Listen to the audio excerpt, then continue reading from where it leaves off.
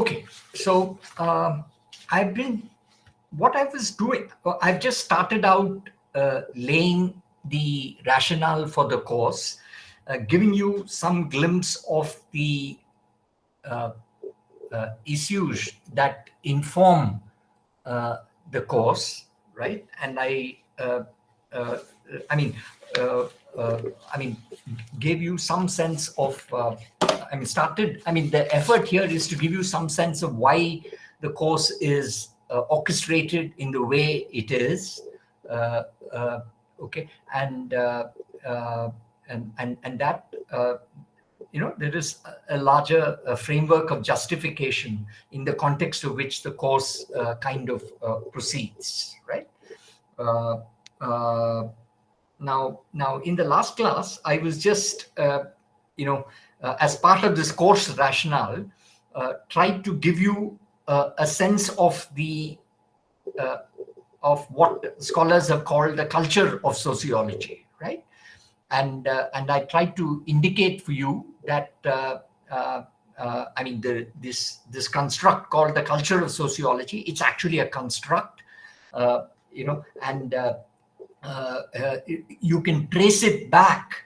In the ways in which we constructed that concept, that construct, you can trace it back to the formative thinkers of the discipline, especially the classical trinity of Marx, Weber, and Durkheim, etc. And they, of course, in the ways in which it was reconstructed, one is not suggesting that the culture of sociology is exhausted by what we have formulated about it, but there is something minimalistic about that construction, and I think it's a useful minimalist formulation that we were working with, that there are three minimal questions that any student of social reality has to address, and so on, right? So I'm not going to rehearse that trajectory, okay? But what is important is that surely there is more to the culture of sociology than just those three ranges of questions.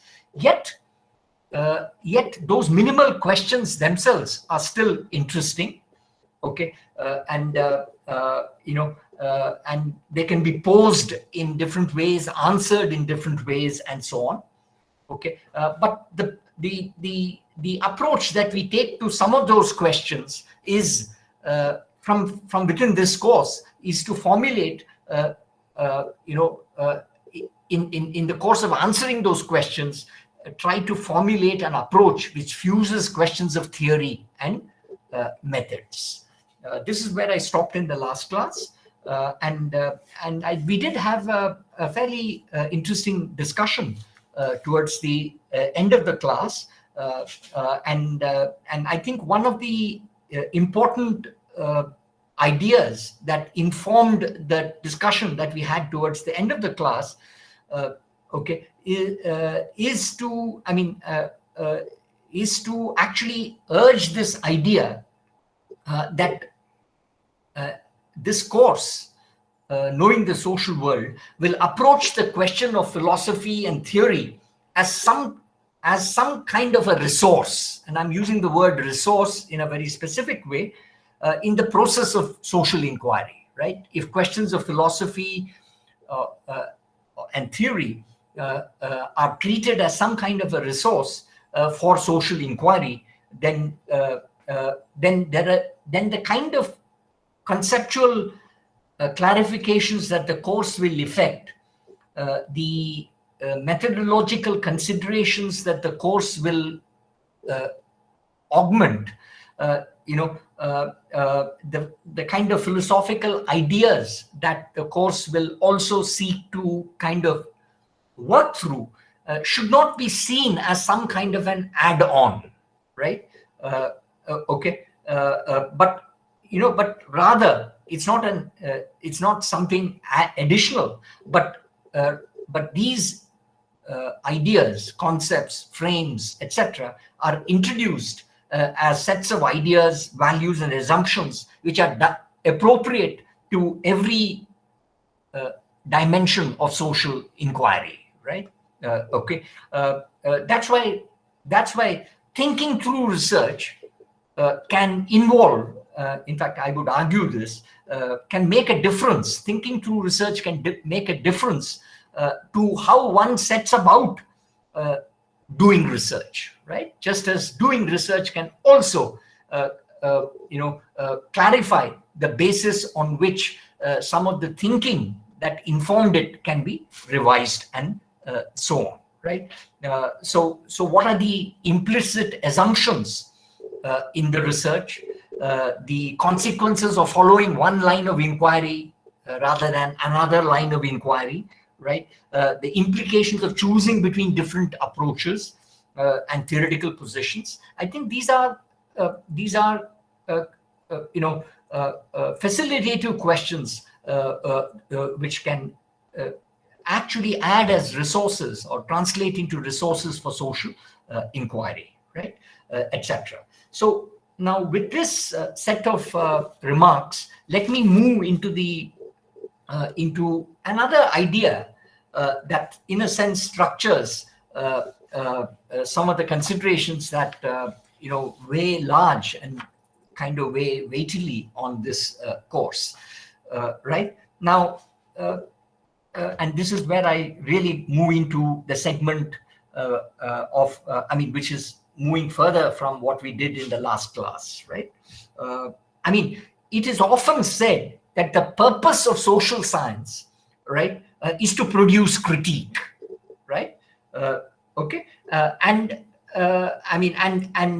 if the whole goal of social science is to produce critique, right, then somewhere what that idea of social science is invoking, that dominant idea of social science is invoking, is that a lot of social science involves practicing a certain hermeneutics of suspicion, right? So let me introduce that terminology of the hermeneutics of suspicion, right? Just as the term cultural sociology was borrowed, I'm also borrowing this term from philosophical discussions, especially, the term itself, hermeneutics of suspicion, figures in a introduction to a book which Paul Ricoeur wrote, R-I-C-O-E-U-R. Paul Ricoeur wrote, called Freud and Philosophy, a study in interpretation or an essay in interpretation, right? And Ricoeur speaks of two modalities of interpretation, right? What he calls the hermeneutics of suspicion and the hermeneutics of recovery, right? Now, for our purposes, I'm more interested in the hermeneutics of suspicion, right? Ricoeur identifies the hermeneutics of suspicion with three figures, right? Marx, Nietzsche, and Freud, right? And argues that a lot of critique is nursed in the idea of the hermeneutics of suspicion, right, etc. So I'm deriving this idea of the hermeneutics of suspicion. I'm kind of retooling that concept for our purposes, right? So the larger philosophical considerations that inform Ricoeur's essay, I don't think is something that is really material for our purposes, but the terminology of the hermeneutics of suspicion, I think, is useful for our purposes, right? And that's why I'm saying that whenever people say, or the dominant imagery that the task of social science is to produce critique, that in informing that idea is the idea that the practice of social inquiry involves some form of the hermeneutics of suspicion, right? Now, what is the hermeneutics of suspicion? And I've outlined this in the handout for you. Briefly, the hermeneutics of suspicion, for our purposes, right, is the idea that reality is never what it seems, right? Okay, there is more to reality than what appears to be, right? Etc. Okay, now okay, so you find that if there is more to reality than what appears to be or what it seems, okay, then the practice of critique or criticism, okay, becomes an act of suspecting everything that you see, right? So if there is more to reality than what appears or what you see or what seems to be, okay, then you are being very suspicious and doubtful of whatever appears to be and so on, right? Okay, now so you find that most ideas of critique in social science, right, actually practice some form of the hermeneutics of suspicion, right, and are also seen as the basis of social scientific inquiry, right, etc. Okay, now of course there is an interesting genealogy, to see, I mean, to see how the hermeneutics of suspicion came to dominate social scientific inquiry. I mean, that's an interesting trajectory in itself, but that's not the route that I'm going to take, right? Because if you want to take that genealogical route, then you have to go into the history of social science, and in a manner of speaking, try to construct from within the history of social science a certain genealogy of why the hermeneutics of suspicion comes to constitute the basis of social scientific inquiry, right? Rather, my attempt is something more simple and more conventional, right? To address what are the implications of a social science built exclusively around a hermeneutics of suspicion, right, etc. Okay, now, so let me move back to what that vision that social science practice involves some form of the hermeneutics of suspicion implies, right? Now on this vision, it is believed that if you want to engage in critique, then any engagement in critique is meant to expose, some hidden ideology, right? Okay, or uncover the workings of power, disclose the nature of power, right? Or the to engage in critique is to encourage resistance, right? Okay, or more generally to contribute to social and political change, right? Okay, etc. So to engage in critique is actually to practice, a critique of ideology, or to expose power, or to promote resistance, or to design desirable social and economic change, right? Now, okay, so consequently, on this vision, it is believed that practitioners of critique, right, must be fundamentally suspicious of anything, okay, that appears to be ordinary or commonsensical, right, etc. I remember my own initiation into sociology. One important theme that we, in the course of initiating oneself into the sociological viewpoint, was to see the relationship between, say, sociology and common sense, right, etc. Okay, and because a lot of sociology addresses common sense, but it also seeks to move beyond common sense. I mean, to understand the basis of common sense and so on, right? So a lot of the social sciences, or in their practice of critique, harbor this orientation. Humanities, and this is not true only of the social sciences, it's also true of the humanities, that they harbor a sense of you need to be suspicious of anything that is either ordinary or commonsensical, or anything that establishes itself as fact, right? etc. Okay,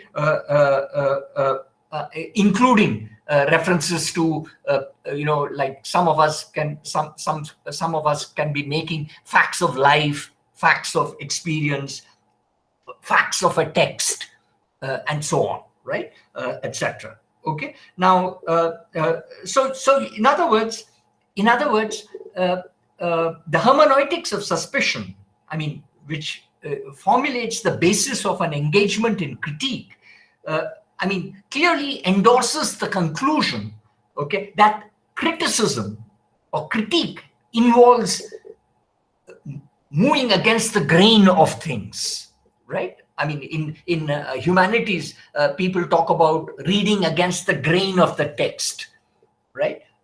Okay, reading against the grain of something, right?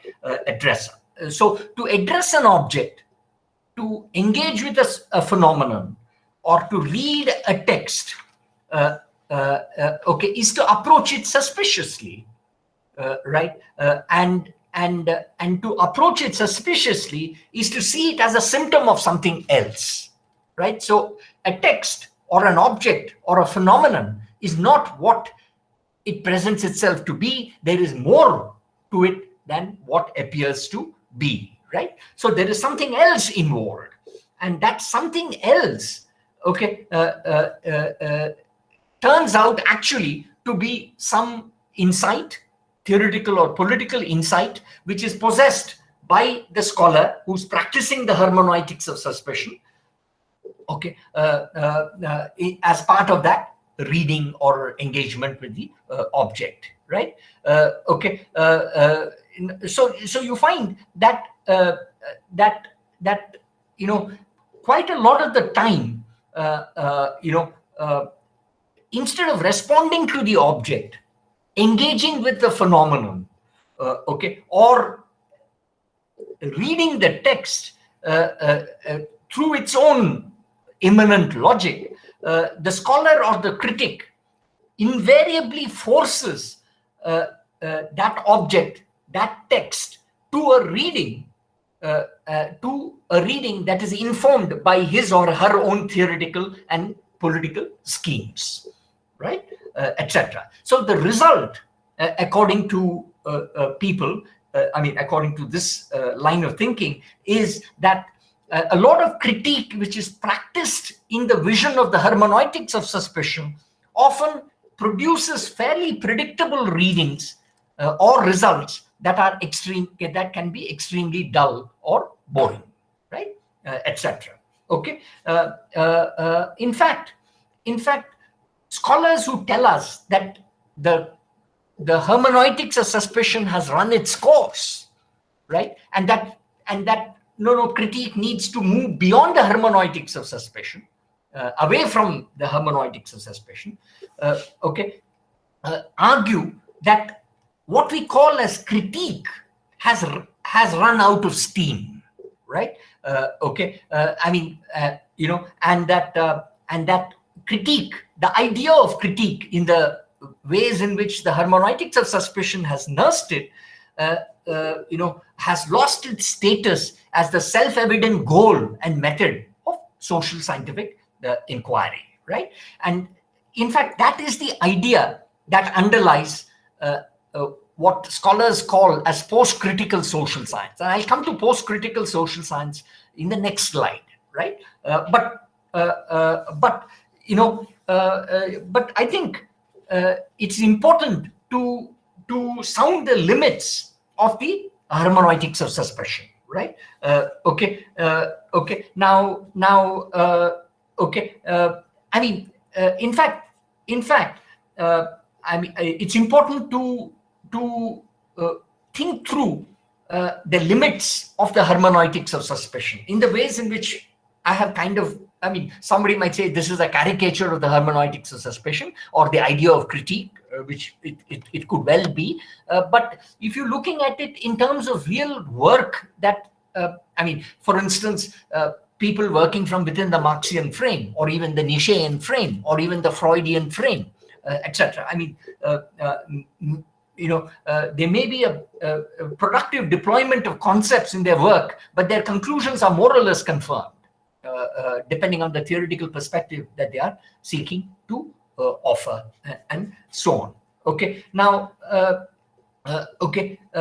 now, for instance, if you look at the situation today, I mean, it's not as though power, the way in which power operates today is not always seeking to cover its tracks, right? Okay, so in fact, it's very difficult to believe that power always seeks to cover its tracks, right? For instance,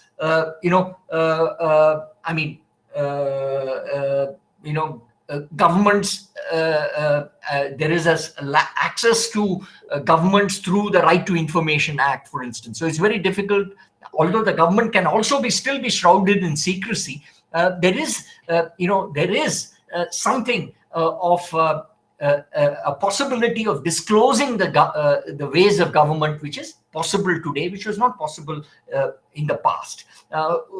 For instance, terrorists today release videos of their atrocities or commit atrocities in order to release their videos.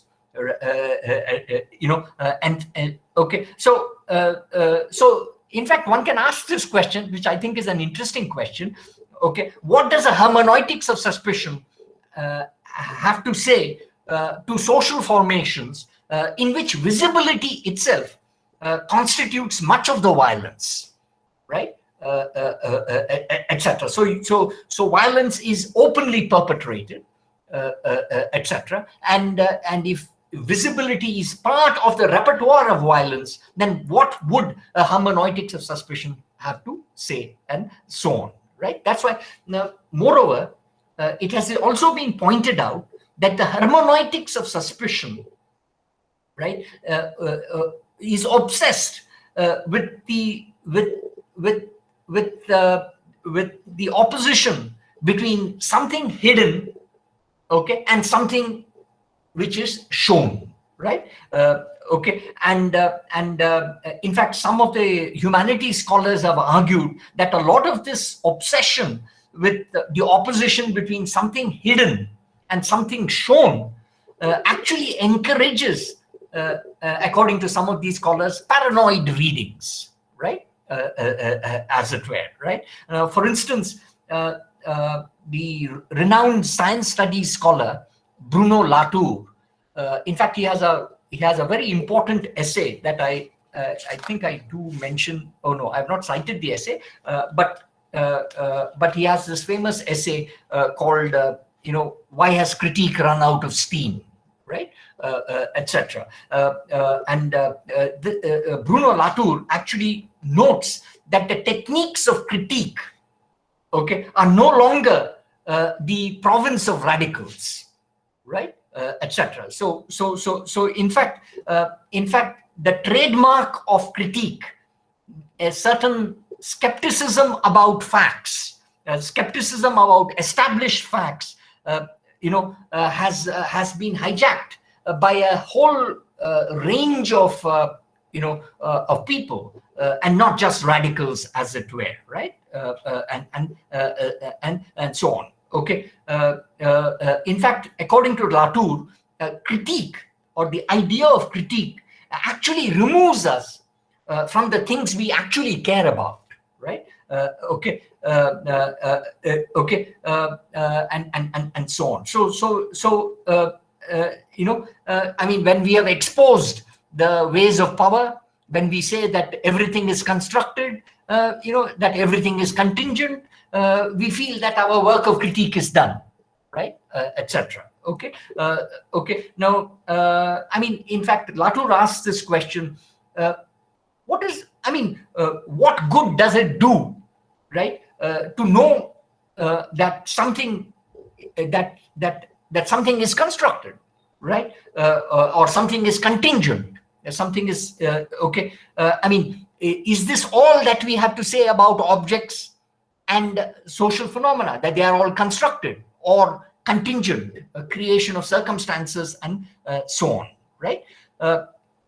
So you find that somewhere there is a tendency within the humanities and the social sciences today to nurse a movement beyond the hermeneutics of suspicion, right, etc. And some have tried to label this movement beyond the hermeneutics of suspicion, right, or the idea of critique as the foundational task of social science and the humanities, etc.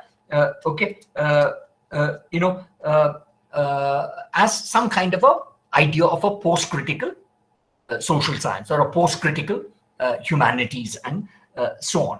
But it's also, I think it's important to clarify here that not every position which sounds the limits of the hermeneutics of suspicion, or not every post-critical position is actually translating into a movement beyond critique. I mean, it's not simply opposing critique for its own sake, right? Rather, there are scholars who try to argue that the focus of critique should not be, to move beyond the object. That the focus of critique should be actually what scholars have called reparative readings, right? Ricker had I briefly indicated, Ricker had juxtaposed the hermeneutics of suspicion against what he called the hermeneutics of recovery, right, etc. And in his own book, he prefers the hermeneutics of recovery to the hermeneutics of suspicion, right? So when he engages with Freud and philosophy, he's actually trying to recover the foundations and aspects of Freud's work. So it's important to point out that this idea of a post-critical social science, right, is not necessarily meant, to move,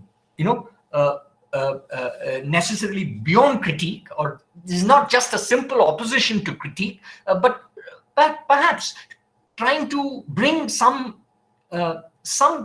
nuance into our acts of reading, as it were, right? In fact, humanities scholars speak of reparative readings rather than critical readings, etc. In fact, Latour himself wants us to be getting closer to the facts. In fact, he argues that we need to nurse a more realist attitude. To pursue, to cultivate a much more robust, realist attitude by focusing on matters of concern or matters of concern that we cherish, and so on. Right. So it is argued that if critique has to renew itself, right, then this renewal of critique cannot be premised on a hermeneutics of suspicion, but rather on more reparative or restorative or recovery oriented readings, right? So when you address situations, suspicion is not what is called for, right? But rather, to recognize situations in which, right, you required to speak up for the things that we care about, and so on, right? So, now, that's why, for instance, a lot of interesting work now comes in the sociology of effect, on care, on the effectual side of matters, on questions of care, moral psychology, and so on, right, etc.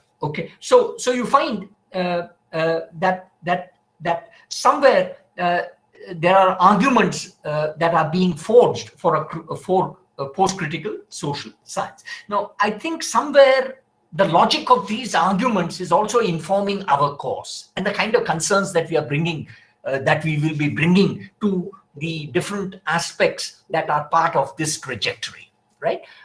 Of course, the idea of post-critical social science is a fairly problematic idea, and I think we need to, kind of understand its imperatives a little more nuancedly, etc. But I'm just trying to indicate for you that if this theme is called, in part one, I have titled it Preliminaries Beyond the Hermeneutics of Suspicion, okay, etc. I think the essential idea here, right, is to actually sound the limits of critique.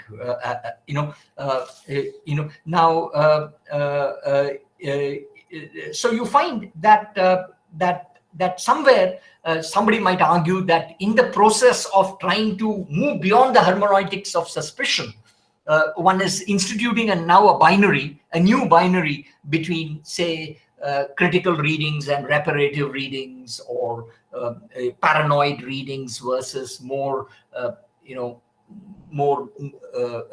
stubbornly realist readings, or the hermeneutics of suspicion against the hermeneutics of recovery, and juxtaposing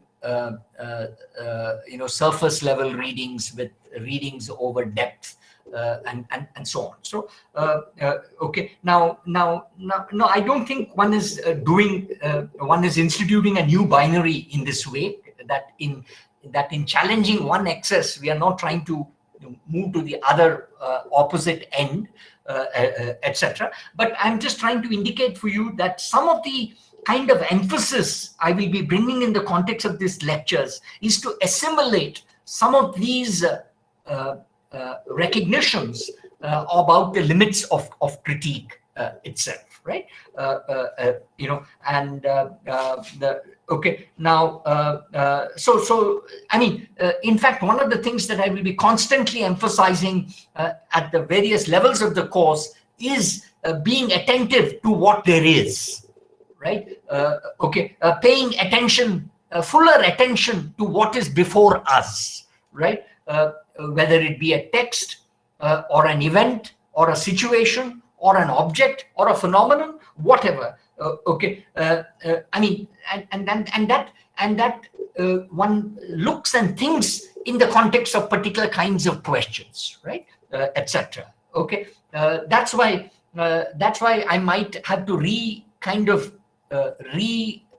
the dictum that we started the course with, namely, don't ask for the meaning, ask for what's the point. In fact, I might kind of revise it to say, don't ask only for the meaning, but ask also what's the point, right, etc. Okay, and that's why I think this language of latent versus manifest, hidden versus or hidden or facts versus, say, facts which are overt and which are open, etc. These kinds of dualisms are some things that we will have to transcend, as it were. But I think what the course is seeking to nurse is a much more descriptive orientation, right? Okay, and of course, somebody can always argue that no, social science is also about evaluation, right? In fact, if you will see the contents of the course, in the second part of the course, the third aspect, the third theme in the second aspect is how do we reevaluate the evaluative basis of social science? How do we engage with the evaluative basis of social science, right? If description and evaluation are two sides of the same coin, right, then how does description and evaluation proceed as part of a hermeneutics of suspicion, and as opposed to a hermeneutics of suspicion as something that is attentive to the limits of the hermeneutics of suspicion, right, etc. So that's why I'm not saying that our course is post-critical, I'm definitely not suggesting that our course is post-critical, because I think somewhere along the way, I'm a very skeptical about these languages of post, whether it be, postmodern or post-medieval or post-capitalist or post anything, right? I mean, there are so many posts things. I think we need to. I'm personally, I'm a little skeptical about these labels of post, etc.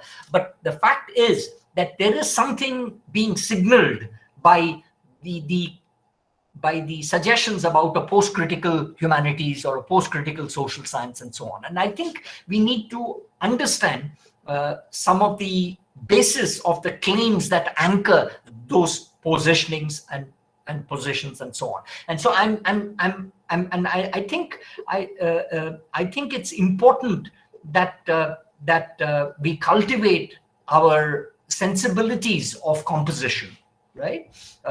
In fact, I spoke about this briefly in the last class, and I think composition implies that we nurse a more descriptive orientation towards things and so on, right? Etc. So I think it's I think it's important that we we are not trying to kind of invoke a new binary by trying to go beyond the hermeneutics of suspicion and so on. But before I move into the last set of considerations that operate as part of the course rationale, are there any clarifications that any of you would like to seek about what I have presented till now? Because there is some. Yes, Aishi. Sir, while we are, so while we are understanding what the focus of critique should be, like there is a possibility, as you said, that we move beyond the idea also while we are critiquing. So when do we realize that we're not moving beyond the idea and we're just like doing a reparative reading of a particular idea while we're in the process of criticism? Yeah. So what you're asking is, I mean, even in a post-critical social science, I mean, if that aspiration is fully met, what is an idea of critique that a post-critical social science can work with, right? Yes, sir. Yes, sir. Right. No, I see. There are different ways of answering this question, Aishi. I mean, and I think you can answer it through the history of philosophy in a particular kind of a way, but I'm not going to answer it along that route. I'm going to answer it from within the kind of imperatives that we are trying to define for ourselves in this course, and that is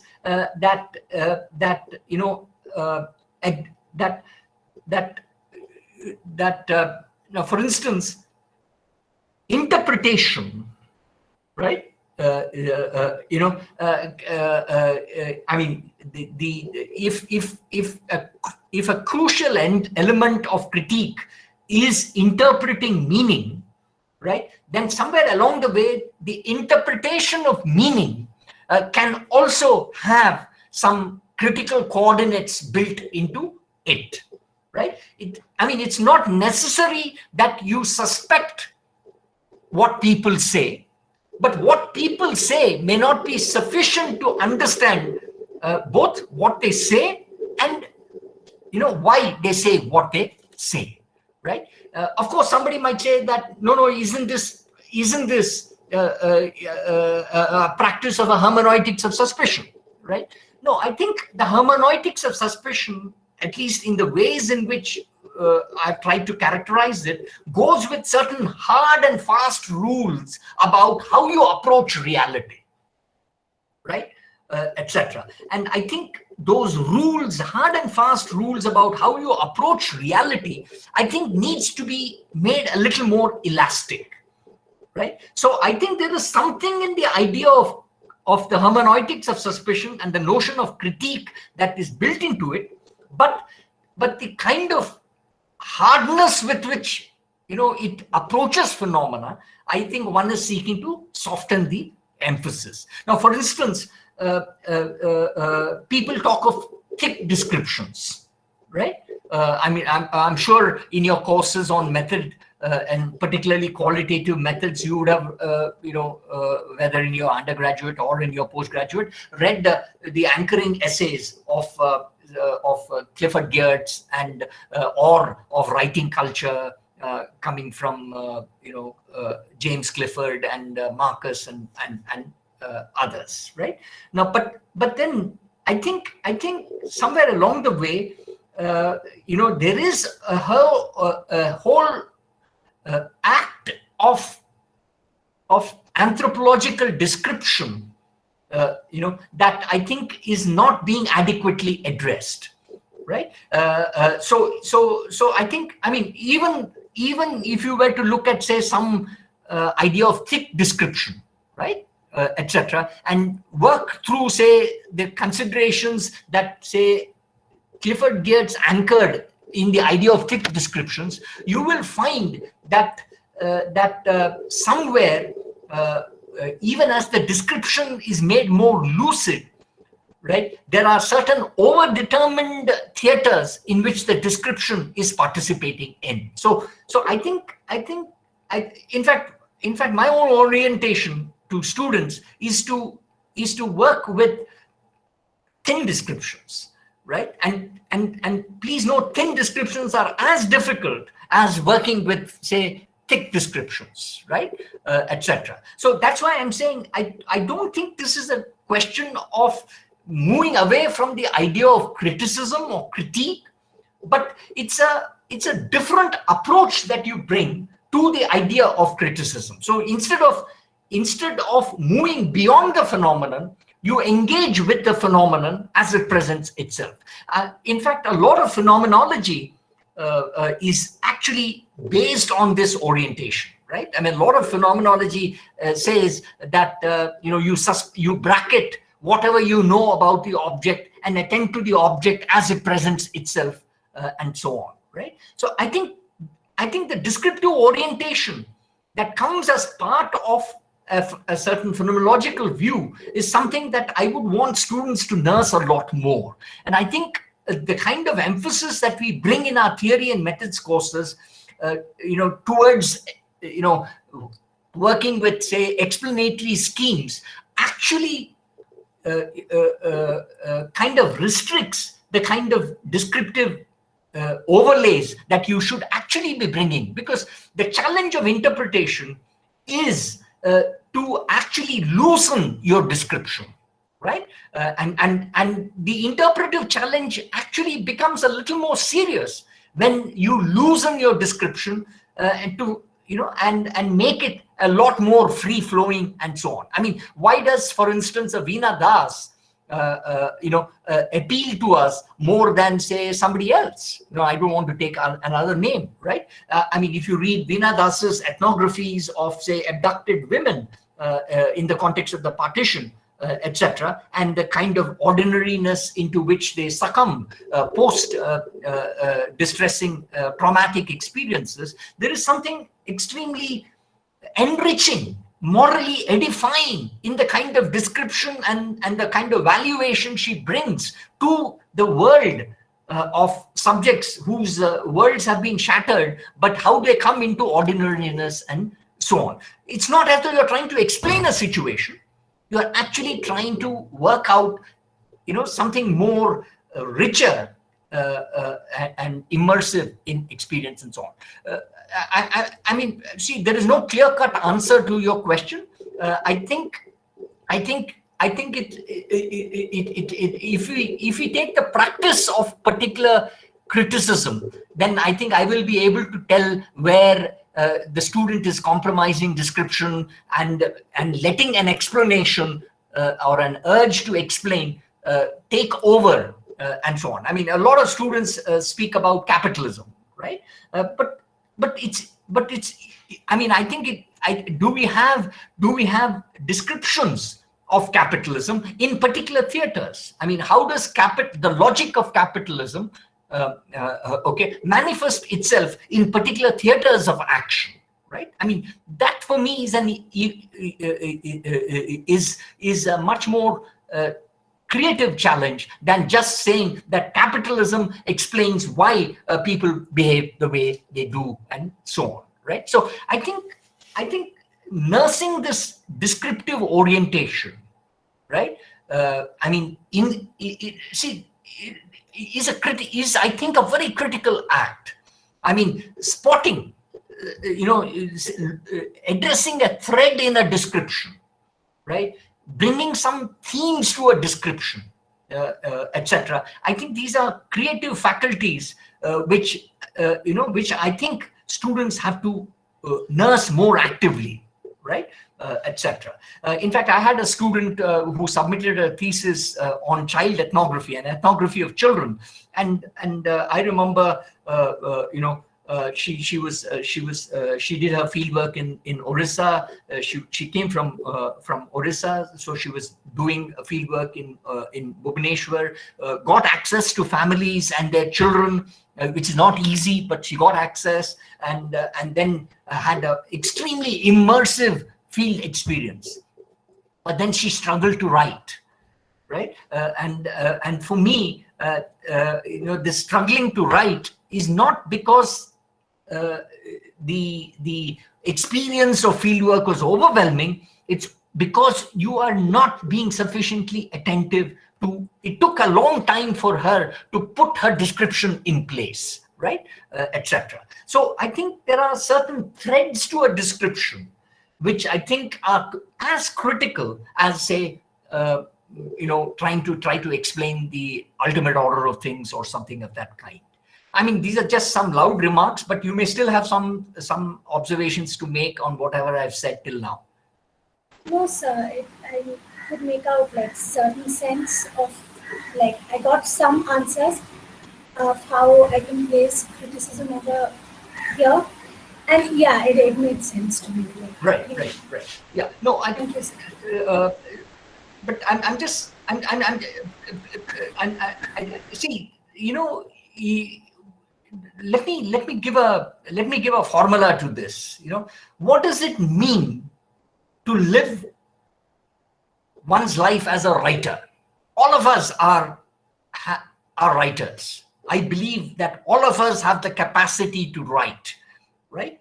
Etc. Okay. Of course, the language in which you write is also important. I mean, whether it be in your mother tongue or in English, in a foreign tongue like English or some other tongue that we have, right? But there is a certain, most of us, in a sense, somewhere contain this writerly capacity that all of us have. Right? I mean, whether this and I think it's very important that we nurse this writerly capacity, right? And for that, you actually have to nurse a more social scientific disposition, which is much more oriented towards descriptions rather than trying to think about grand schemes, of explanation and so on. I think the point is a very simple one. I think its practice is extremely difficult, but I think in fact, students have always come to me often and asked me, sir, okay, we want to write, we want to practice writing, etc. And let's have different exercises of writing. And I've often, asked them to give me a description of their day, right? How would they describe a day in their hostel and so on? And many times we start from there, right? From your experiential immediate context, and then move into larger layers of description and so on. I think that's why I think this. I'm not much into this distinction between writing and speech. Right. This lang and parole or speech and voice versus grammar, etc. Orality versus oral cultures versus written cultures. I don't take.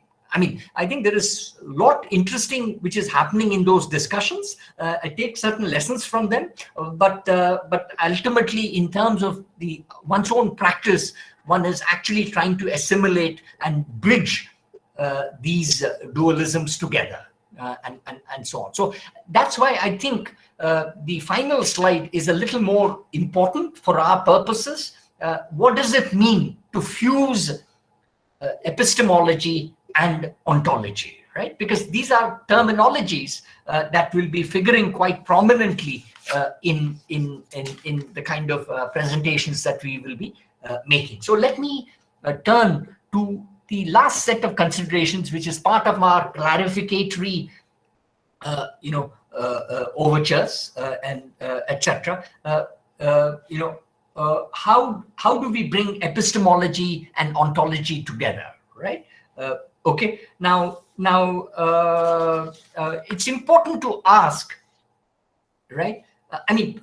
Broadly, what is ontology? What is epistemology? And let me begin there, right? And I'm again not going to give you a big definition of what is ontology, what is epistemology. In fact, in the history of philosophy, there is something called as the epistemological turn. Now, in recent literature, critical literature, there is what is called as the ontological turn, and I think it's, and actually these turns. A lot of the scholars who are working in the context of these turns are actually, kind of raising the stakes of those turns too much. But basically, the underlying idea behind the epistemological turn or the ontological turn is a very simple one, right? But let me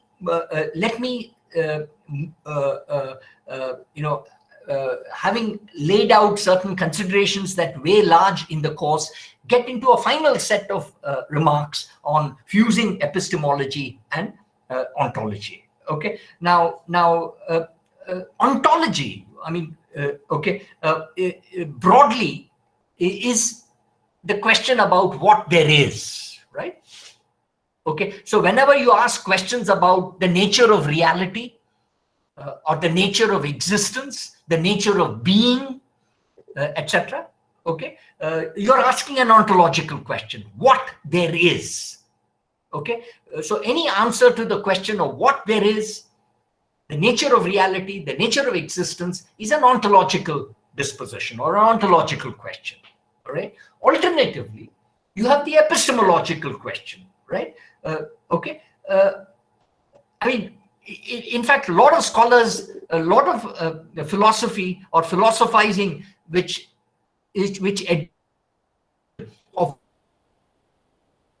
often provokes the question: how do I know? What are the sources of knowing existence? Right? What are the sources of knowing reality? That's epistemology, right? The study of knowing or of knowledge, the sources of knowledge. That's epistemology. In fact, I'm often fond of repeating this. Any answer to the question what there is, right? The ontological question also requires an answer to the question how do I know, right? But interestingly, while these two questions are in a sense, two sides of the same coin, that you cannot address what there is without knowing the sources of knowledge, etc. Many times these are lived apart, and one begins to dominate the other. One side of the coin begins to dominate the other, right? Now, so the critical question for us is how to think the connection between the ontological, what there is, the nature of existence, the nature of reality, and the sources of knowledge, knowing reality, and so on. So what there is and how do I know, right? And I think connecting the two, it's easy to say that there are two sides of the same coin, but I think connecting the two, what there is and how do I know, okay, is not an easy question, right? In fact, a whole ranges of philosophical reflection across cultures and time have been tied to the question, of how do we connect the ontological question, what there is, with the epistemological question, how does one know, right? Or how do I know, and so on, right? Etc. Okay. In fact, in these larger bodies of philosophical reflection across cultures and time, there is a tendency also to to argue that any engagement with this connection between the ontological question and the epistemological question, what there is and how do I know, also is actually the basis of ethics, okay, and ethics practiced as part of what I might call the praxeological question: how do I fit in? Right? I mean, so some philosophical traditions argue that you cannot answer the question of the connection between epistemology and ontology, what there is, how do I know, unless you also ask the praxeological question, which is an ethical question: how do I fit in? Right? And depending upon how one fits in to reality and knowing about reality, you cannot address the fusion and so on. And anyway, let's keep the praxeological question aside. In fact, Marx, when he argues that philosophers have only interpreted the world, the point is to change it, right, was actually arguing for bringing in a praxeological element, right, into the act of reflection, right, and somewhere along the way, arguing that the practice of reflection must issue from existence, but is not reducible to existence. So there is more to reflection than existence. Existence must inform reflection, but reflection in itself, reflecting on experience, is insufficient. You actually reflect on experience in order to transform it, and so on. So I think this question of how to fuse epistemology and ontology is a extremely difficult question, right? In fact, you can actually address every package that seeks to fuse the two and say that many times the fusion is being done more from the epistemological side than from the ontological side, or more from the ontological side and less from the so even if you bring epistemology and ontology together, you can still subject it to criticism by saying that you're privileging knowing over existing, or existing over knowing, and so on. So if you have to connect them, then you need to have a certain critical balance between existing and knowing, and so on. Right? Now I think having outlined very broadly the critical challenge, of connecting epistemology and ontology, questions of knowing with the questions of existing, right, etc. I think it's important to make a few historical points, right? In the context of modern Western philosophy, and I stress this, modern Western philosophy, the dominant tendency in the context of modern Western philosophy, right, has been to subordinate ontology to epistemology, right? In other words, to subordinate the question of what there is to the question of the sources of knowledge. How do I know, right? Etc. All right. So you find that a lot of modern Western philosophy, and which in a sense, anchors around Descartes, right, is formulating the question of knowledge. A lot of philosophizing formulates itself around the question of knowledge, right? And how do you firm up knowledge, give it firm foundations, and so on, right, etc. So I am not going into the history of Western philosophy, modern Western philosophy, but I'm just trying to make this point that if you approach this question of the connection between epistemology and ontology through developments in modern Western philosophy, then since Descartes, right, etc., then you will find that the dominant tendency since Descartes, right, has been to subordinate, right, ontology, questions about what there is, to questions about knowing, about how do I know, and so on, right? So a lot of philosophical reflection actually shapes itself around the question of knowledge, right, etc. Okay. Now, obviously, we must resist this subordination, right? I mean, surely, there are implications that follow when you say that existence, okay, is subjected to knowing, that knowing is the basis of existence, right? I mean, surely there is more to existence than knowing, but if you reduce existence to knowing, there is a certain practice of criticism, of critique, which has to be challenged, right? Now, okay. Now, in fact, what are the implications of subordinating existing or existence to knowledge or knowing, right? Okay.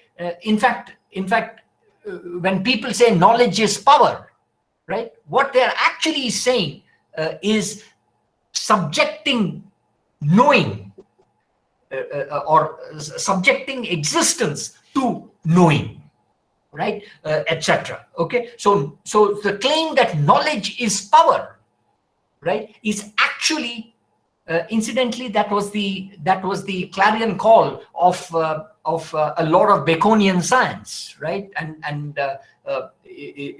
Baconian science, in a manner of speaking, anticipates the Descartesian, the Cartesian formulations and so on. So the implications of subordinating ontology to or existence to knowing or knowledge is is this claim that knowledge is power, okay? And once you claim that knowledge is power, then you also exalt science as the par excellence of knowledge, as the most unique form of knowledge, that science can explain everything, right? Science can yield understanding about anything, right, etc. Now, surely there are dangerous possibilities built into that realization, and it's a form of intellectual hubris, if one might put it that way. But nevertheless, I think this claim that knowledge is power, right, which is in a manner of speaking, a lot of the modern Western philosophy is built around this, and which serves as the basis for exalting science as the most unique form of knowledge capable of explaining everything about the world, is something that we need to engage with. Surely there is something problematic about reducing ontology or existence to knowledge, right? Okay. Now, but before I move ahead, are there any doubts that people would want to clarify at this point?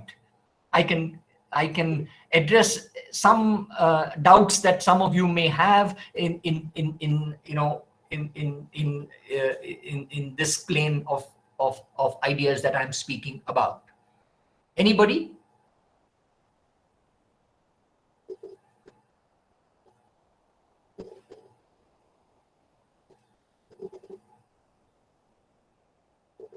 See, one way of clarifying these ideas, is look at, anything,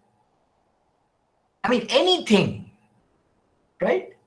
it could be an inanimate object, right, to the most animate objects, including the human species, right, etc. Anything exists, right? And it can also be made known. I can know rocks. I can come to study rocks and know their composition. I can study human beings and try to understand their basis of their behavior, right? But if knowledge is the basis of everything, then somewhere along the way, you will reduce, I mean, if you reduce existence to knowing, then somewhere you are arguing that our knowledge exhausts our existence, our experience. There is that experience. There is, if our knowledge cannot grasp our experience, then there is no experience beyond knowledge, right? Etc. Okay, it's like saying that you may have the most powerful telescope and try to discover the universe, and the most powerful telescope will give us new facts about the universe, but to believe that the universe is explained by this most radical telescope that we have is a form of mastery that I think we need to temper, right? So anything exists and it can be made known. But if you try to make existing dependent on knowing, clearly there is a problem, right? Because if knowledge is what gives reality to facts, etc., then somewhere along the way, knowledge is also producing certain kinds of facts, and so on. So there are all sorts of questions that can be raised. But the point is that anything, animate, inanimate, etc., exists and it can be made known, right? Etc. And I mean, for instance, you may, suppose we cultivate a disposition that there is more to the object than what our methods yield, then we keep the inquiry still open. But if you say that our methods are giving us everything about the object, then somewhere along the way, our intellectual scrutiny comes into a form of closure, right? That's why there are serious challenges involved in any attempt to fuse epistemology and ontology, right? Because somewhere any attempt to fuse epistemology and ontology may err more on the side of epistemology than ontology, or more on the side of ontology than epistemology. Any fusion must actually be a critical balance. That's why, for instance, in fact, the next point that I make in the slide, in the last pages of my PPT1, I mean, this privileging of epistemology over ontology has certain kinds of implications, okay? And this privileging of epistemology over ontology, okay, entails that the central questions of the epistemological enterprise are those that relate to our knowledge of the external world, right? Right. So you secure the instruments of our knowledge of the external world, then the instruments will disclose all the secrets about the external world. That's why the whole of modern Western philosophy shapes itself around the question of knowledge. In fact, if one wants a wonderful history of modern Western philosophy, I mean, and a text and a book written with some philosophical zeal, it's Richard Rorty, right? You read Richard Rorty, R-O-R-T-Y, Philosophy and the Mirror of Nature, you will get a sense of what the epistemological enterprise, or this modeling of philosophy as an epistemological enterprise, entails, and what are its limitations, and so on, right? Okay, but I mean, if if the philosophical enterprise is modeled around epistemology, right, or privileges epistemology over ontology, then you will find that such a philosophical enterprise, okay, is only directed at the question of how to relate our knowledge of the external world and trying to understand how we get knowledge of the external world. Is the world a world of physical objects? Is the external world a world of physical objects? Can we know what this world of objects is, right? Is it something that we naturally believe?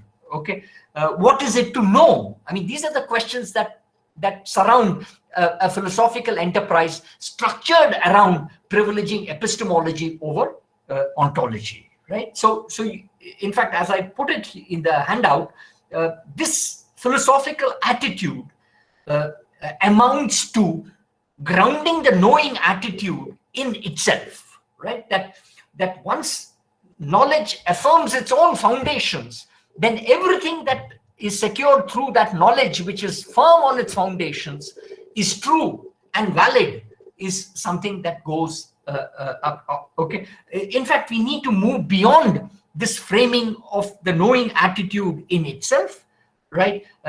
Okay. And to move beyond this philosophical framing, okay, is that we need to engage with the ways in which objects, exist, even as we also think about ways in which we can know about these objects. I mean, there has to be a proper weight given to the question of how objects exist, just as you also give some weight to how we come to know about these objects, and so on, right, etc. Okay. In other words, what I'm saying is that if you have to be fusing epistemology and ontology, right, etc., then you have to be rethinking this grounding of the knowing attitude in itself, right? I mean, in fact, you ask yourself the question: how does one know, right? I mean, is knowing itself presuppose existing? Because you have to exist. I mean, when I seek knowledge about the world, I'm part of that world that I seek to know, right? So I'm not outside nature. I'm not outside the world that I seek to know. So somewhere knowing presupposes existing, right? And somewhere existing can structure our aspects of knowing, etc. And that's precisely the point of Marx, right? I mean, or materialist philosophies. Although Marx also raised some very interesting questions about the limits of materialism. I mean, in fact, whenever I teach Marx for students, I actually, I spend a lot of time on Marx's method. And in spending some time on Marx's method, I actually tell them to read the thesis on Feuerbach, right? And thesis on Feuerbach is 3 pages long, right? I mean, and it is in the thesis on Feuerbach that you have these famous words that philosophers have only interpreted the world. The point is to change it. It's also, I mean, that thesis, philosophers have only interpreted the world, the point is to change it, follows in a sequence of theses which are part of the thesis on Feuerbach, right? And you will find that Marx is as attentive to questions of idealism as he's attentive to the questions of materialism and so on, right? So if we have to be fusing epistemology and ontology, right? And in fact, the descriptive orientation that I talked about earlier has to build on, I mean, I think the philosophical basis of that descriptive orientation is this fusion of epistemology and ontology, is that you actually rethink the knowing attitude and the grounding of the knowing attitude in itself, right? I mean, in other words, what, as I say in the handout given to you, we need to be sounding the limits of inferring reality, right? Or of the limits of inferring existence, right? Okay. Okay. Now, I mean, in fact, there are clear limits to how you infer existence or reality from the ways in which they can be made known, right? I mean, okay. In fact, one can ask, what is to know reality? Is to know reality to make ourselves adequate to it, or is to know reality, is that reality is what we make of it, right? And please note, yes, reality can be what we make of it, but there is more to reality than what we make of it, right? And somebody can argue that reality, I mean, to approach reality, to understand reality, to grasp reality, is to make ourselves adequate to it. I mean, in fact, a lot of the artists, for instance, I mean, there is a famous story of Michelangelo, who actually argues that he's not, I mean, when he creates those masterpieces of sculpture, he always argues that no, he's not creating the art. The art is already there. He's only chipping at its edges, right? Etc. Right? Of course, somebody can ask why everybody is not a Michelangelo, right? So there is some element of genius in a Michelangelo, etc. But the genius is not constituting the art. The art is there in nature, right? Etc. And that one is actually making ourselves adequate to grasp nature.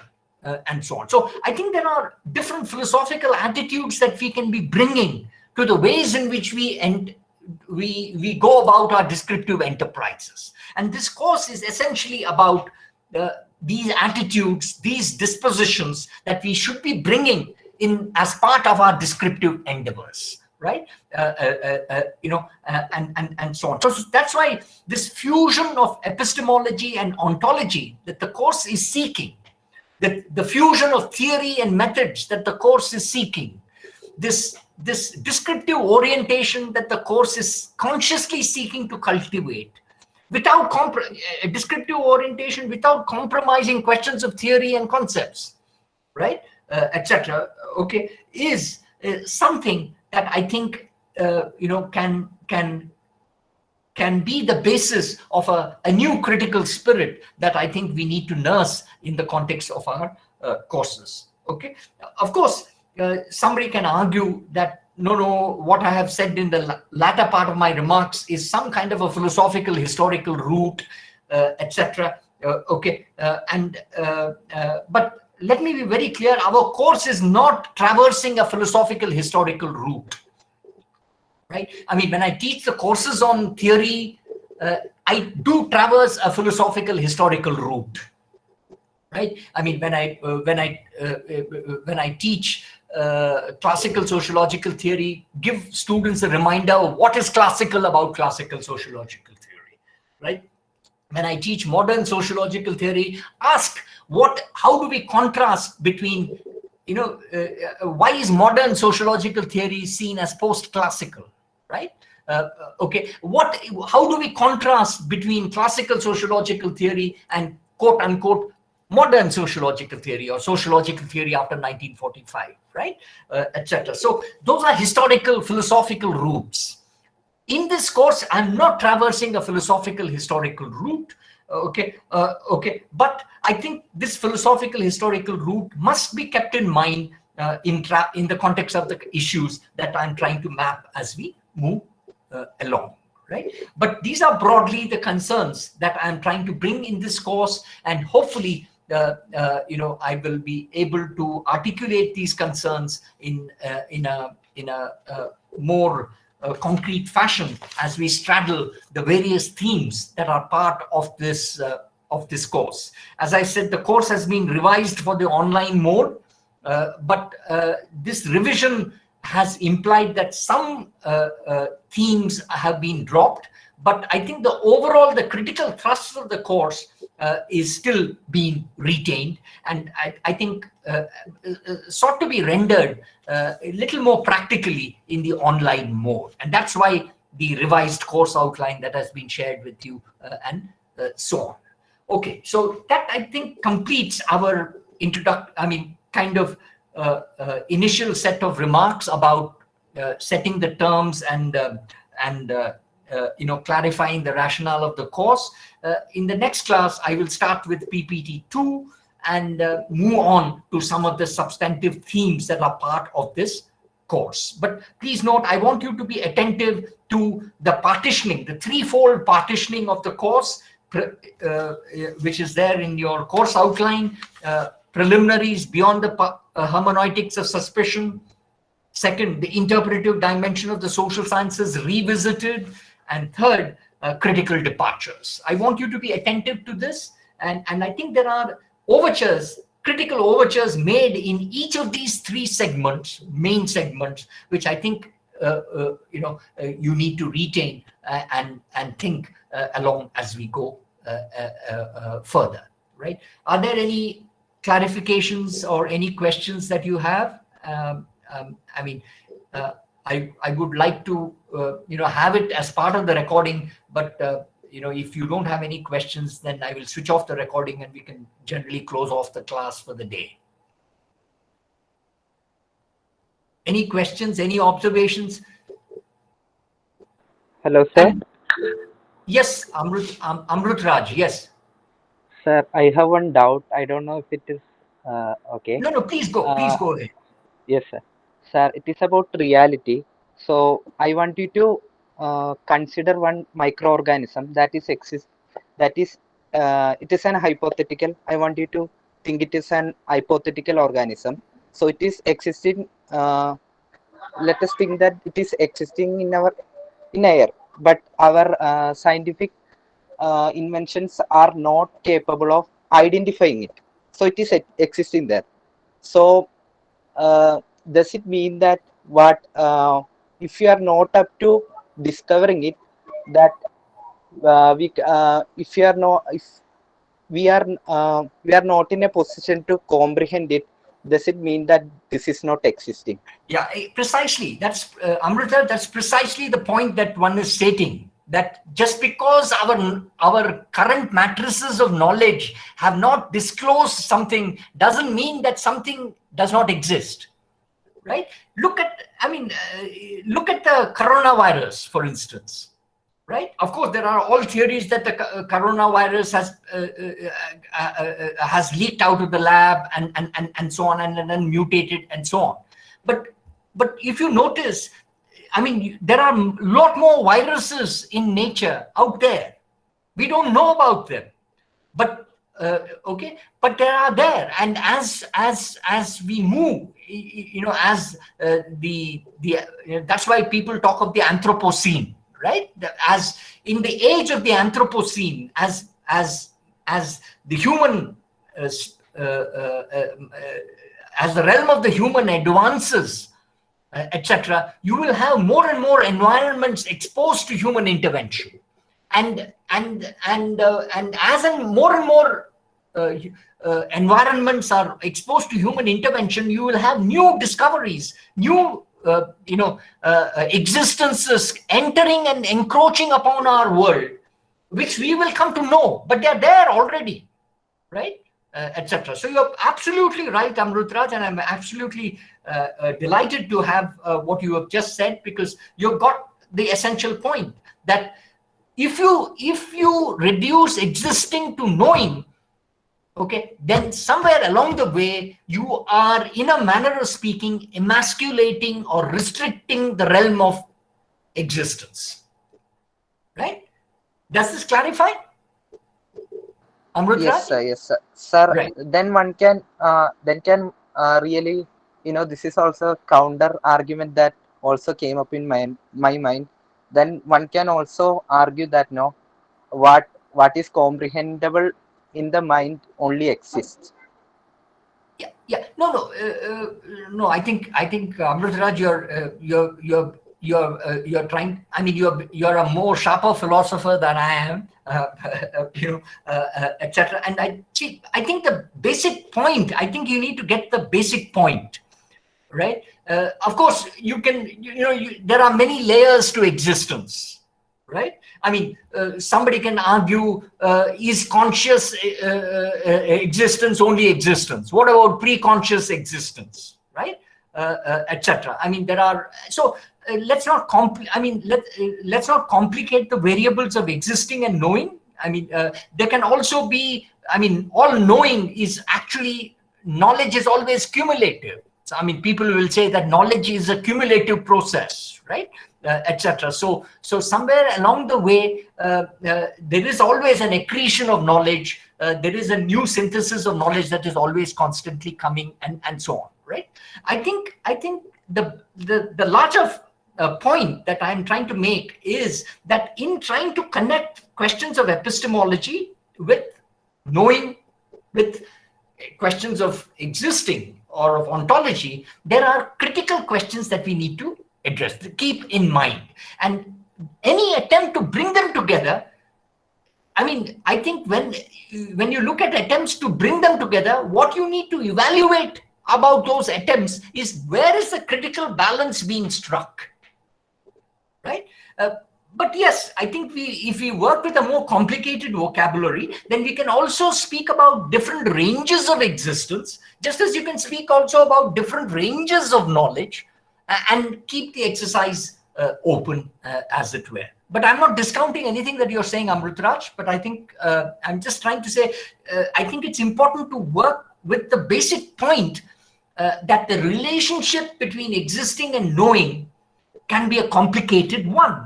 And that to reduce knowing to reduce existing to knowing, in a manner of speaking, translates into a form of arrogance or of a mastery which is actually incomplete. Yeah. Yes, sir. Please. So the power of knowing something, or the power of the power play of comprehending something and saying that this is the thing. Yeah. So that is something problematic. Now people can actually critically evaluate and tell that this is not this thing. Yes. That's why I think that's why this claim that knowledge is power, the formula that knowledge is power, we need to sound I think it's a very good idea. It's a good idea that knowledge is power, but we also need to sound the limits of it, right? Etc. So somewhere along the way, how do we think with an idea and think beyond it? And that's what I'm trying to suggest through these loud remarks that I have tried to make in this class. Yeah? Yes, sir. Thank you, sir. Yeah. We will continue on this, Amrutraj. There is somebody else who wants to speak. So I think Nabanita, please. Am I audible, sir? Yes, please. Little louder. Since we are dealing with some of the key terms, so I'm just wondering about two terms and the relation between them. One is hermeneutics and other one is epistemology. So it's just a general confusion that in general, as I understand that hermeneutics is to do with the something related to interpretation and meaning. On the other hand, epistemology is more broadly explanation or knowledge.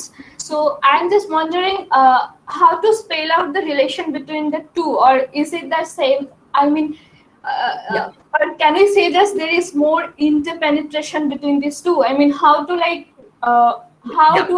relate epistemology to hermeneutics, or is it the case that epistemology has always been hermeneutical? And I have just some general confusion. Yeah. No. That's a good question. You see,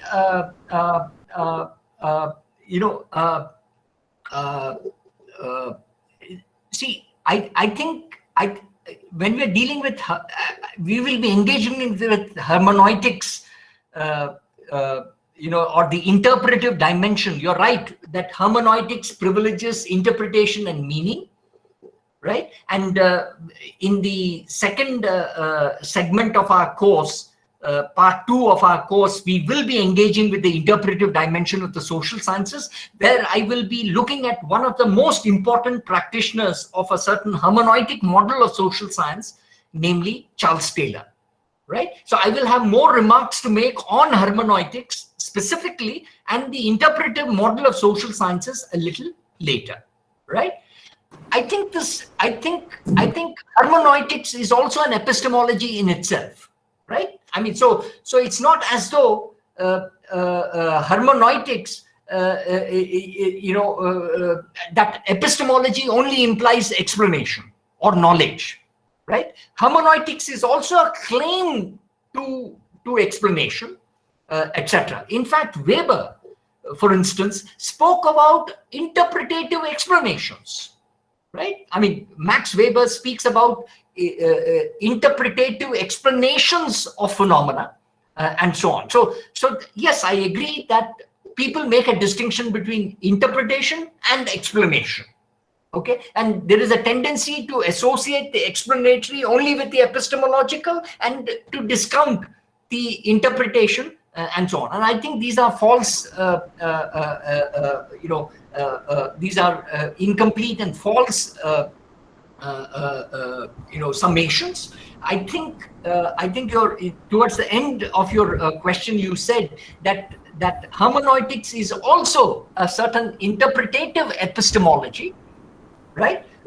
Although whether it is the last word in epistemology is an open question. Right? So surely there is more to epistemology than hermeneutics. Right? But what is this more to epistemology than hermeneutics? I think we should think about it in the context of the social scientific tradition. And in the social scientific tradition, or in the sociological tradition that we are all concerned with, there is always a dispute taking place between interpretation and cause. Right? Weber's sociology epitomizes that tension.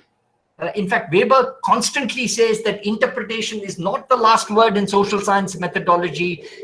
In fact, he speaks about statistical imputation, he speaks about causal reasoning, and so on. Etc. So there are scholars who say that interpretation is the last word in social science methodology, and there are others who say that there is more to social science epistemology or methodology than interpretation. But these are traditions of thinking, and I think some of those traditions of thinking I will be speaking about in the context of this course. Does that clarify, Nabhanita? Yes, sir. Yes, sir. Thank you. Yeah. There is one more question I have. Go ahead. Please go ahead. Let me also be very clear that this exchange benefits everybody. So that's why I want it to be part of the recording and so on. Yeah.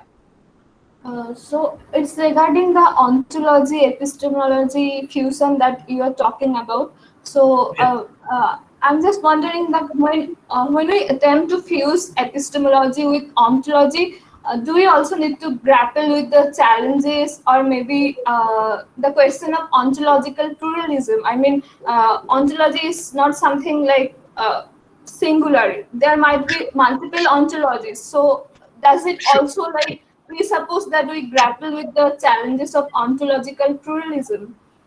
Sure. No, yeah. I mean, I'm glad that you're bringing I'm glad that you're bringing new terminologies to our discussion, etc. And I'm absolutely, yes, there are multiple ontologies, etc.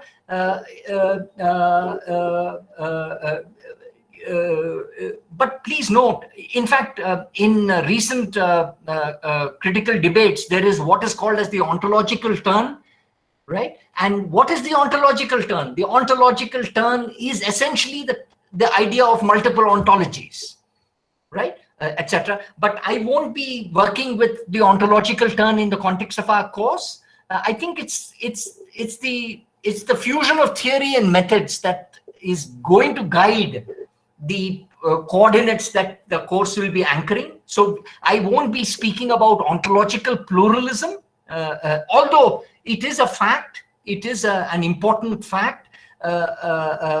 Although there are also scholars who are quite critical of this tendency to to pluralize not just epistemology, but pluralize also ontology. Etc. Right? I think it is the epistemological and methodological side of these questions that the course will be exploring more. So I won't be going into ontological pluralism in this course, although I'm extremely alert to claims about ontological pluralism. Right? In fact, if you all, if you want me to give you a separate lecture on ontological pluralism or this ontological turn, I would be more than happy to do so. But it's all up to you. I mean, it's all up to the class to tell me to push the bar, and I will push it along the way. But yes, there is something called as ontological pluralism, but it's not a theme that is going to play a very dominant role in the ways in which our themes in the course are structured. Yeah. All right. So I'd love to have a separate lecture on that ontological turn and also ontological pluralism. So if you like. But should I do that? Should I do that in the next class before I, go into the next theme, or should I do it at the end of the course? You tell me. Whatever seems convenient to you. No. I would like to deal with it now. What about others? What do the others feel? I mean, do you want me to give a short lecture on the ontological turn? I mean, I'm asking the others in the class. So next class would be a good idea because it would be more timely then. Sure. That's what I mean. If I have to give a lecture, I will, instead of moving to this PPT 2, I will just spend a little time in the early part of the next class on the ontological turn, right? And please note, but I will be. See, I think this ontological turn, just like every turn is over celebrated, I think the ontological turn has also been over-celebrated. In fact, Bruno Latour, that I mentioned, is part of the ontological turn, right? Etc. So the limits of the hermeneutics of suspicion that are the limits of critique that he's sounding are actually the limits of a certain practice of criticism of the prevalence of certain epistemological tools of inquiry that he's trying to sound. And so on. But I will be just giving you a broad orientation to the ontological turn in the next class. I mean, and if you want a lecture from me, I think that's when I should do it, not later, because later everything I will remember, but you all will forget the context of the lecture and so on, etc. So maybe in the first half an hour of the next class, I will give a short detour into the ontological turn. That's okay? Yes, sir, that would be helpful. Yeah, I'll do that. Okay. So any other questions? So regarding today's lecture, sir, is there any reading in particular that you could suggest to us to fortify or consolidate our understanding? No, I think, as I said, I mentioned a few. I have mentioned Wallerstein's name. I have mentioned Bruno Latour. I have mentioned Paul Ricoeur. If somebody is wanting to pursue it, you can pursue those things. I don't want you all to get too overwhelmed by these introductory overtures because I want you to concentrate on the real themes which are part of the readings that I have tried to outline for you. Right? That's why I did think about sharing some readings on this first theme. Then I realized, no, this is just a kind of a setting the terms, right? So why should somebody else set the terms for us? I mean, let us set the terms, right? That's why I did not share any reading. Raunak. Is that okay? Okay, yes. Thank you, sir. Thank you. Yeah. Okay, so are there any other questions, please? Okay, so let me just switch off the thing.